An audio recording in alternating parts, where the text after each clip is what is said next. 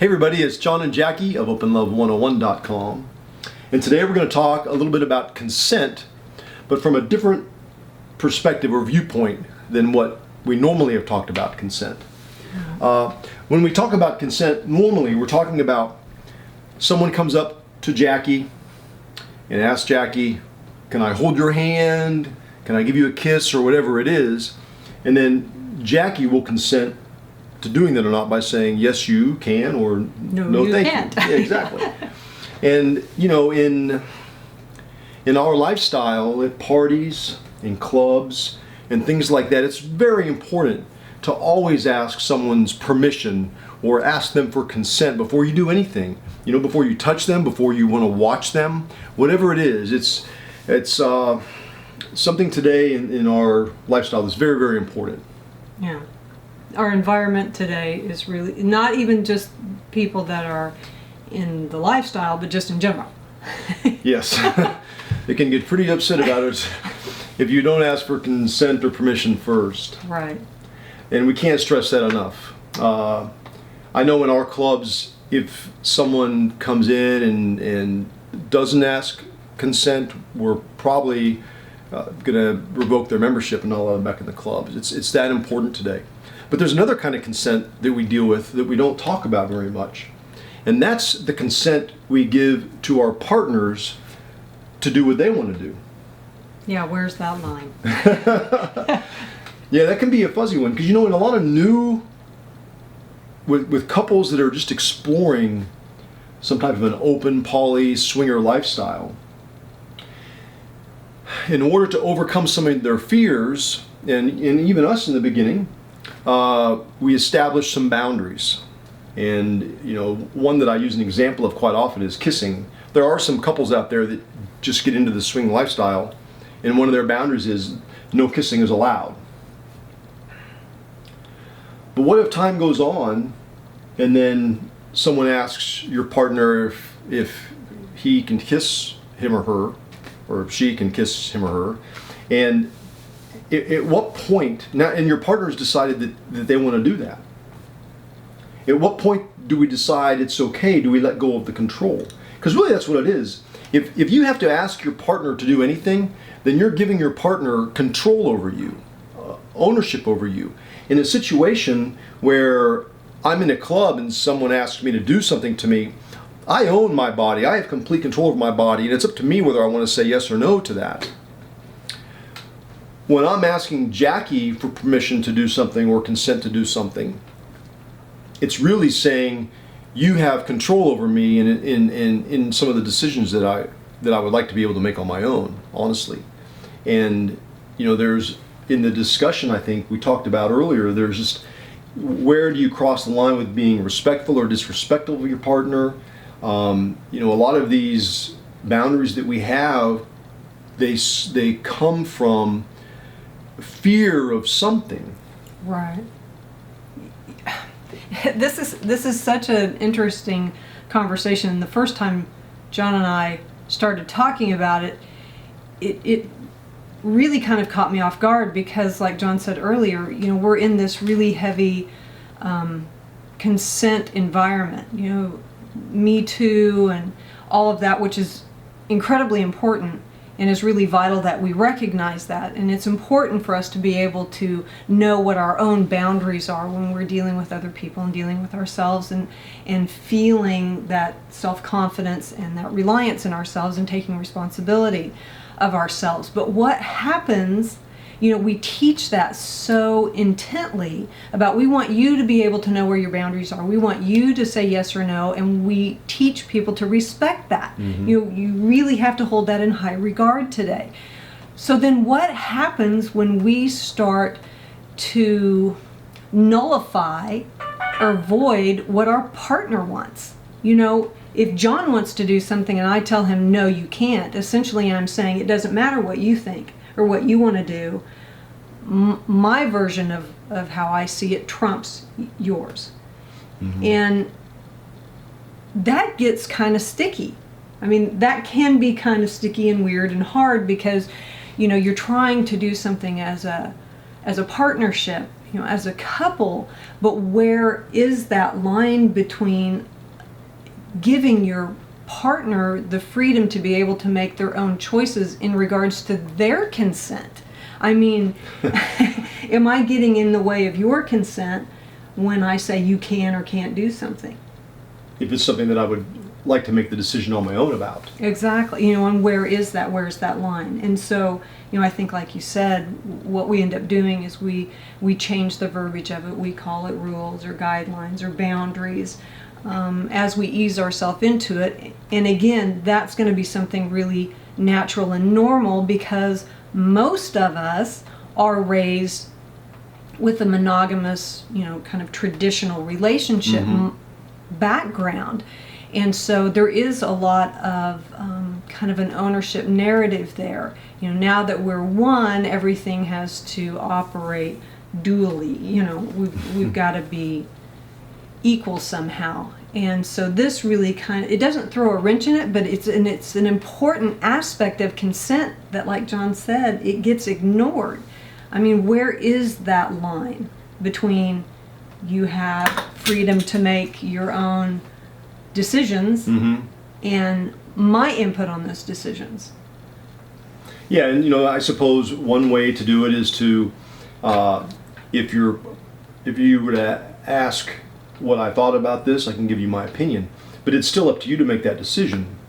And if I were to tell you, yeah, I'm not really so comfortable with that, well, how come I'm not comfortable with it? Well, maybe I have a fear of losing you, or I have this fear of not being able to spend the time with you that I wanted to today, or something like that. And it's important to really recognize what the fear is. You can voice it so I can tell you what it is. This is my fear. And then maybe you can come back to me and help me, give me some comfort level. Right. I'm not really comfortable with it because you're going to be gone 6 hours. Well, how about then if I text you every couple of hours and let you know that I'm okay? Maybe that it becomes more of a negotiation to help me feel more comfortable with her decision to do what she wants to do. Right. Because, it can be abused either way. You can say, well, we're going to give each other, this freedom, and then someone's just running around hara-kiri, and usually that's probably going to be what most people are going to think what's going to happen. If I give my partner all of this freedom, they're going to take advantage of that, which John and I have found in our case that's absolutely not what happens. It's weird. It's almost like an oxymoron. The more freedom I have, the more I find that I prefer to be around John. Which is awesome. But then there's that. But it feels great to have the freedom, doesn't it? It feels great to have the freedom, and that's that underlying understanding that we have, and that's what I really enjoy, because then for me, I really feel as though those choices I'm making are my choices. They're not influenced at all by John. I don't feel any kind of resentment or feel as though he's really driving the car and I'm just sitting in the back seat and I don't have any say about where we're going. Because that can happen too. You can get in these relationships where somebody really ends up monopolizing their position in the relationship. Yes, and we have seen that in some emails we've received where one of the partners in the couple is dictating, finding the people his partner can be with.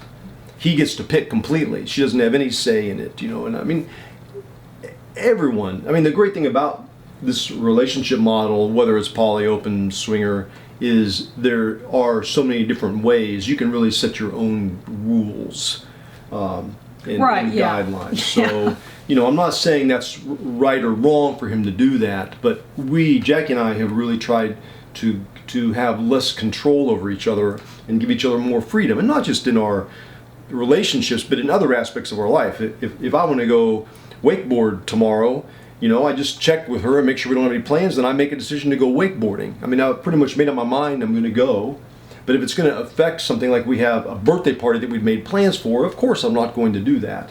But it's just, that's where we have strived to be in that part of our life, and we've worked towards achieving that in our relationships with ourselves and other people.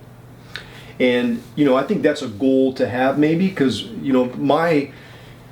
I feel like unconditional love is what I have for Jackie, and that means I'm happy in her happiness, no matter what it is. And I've never had that before. It's a great feeling to have.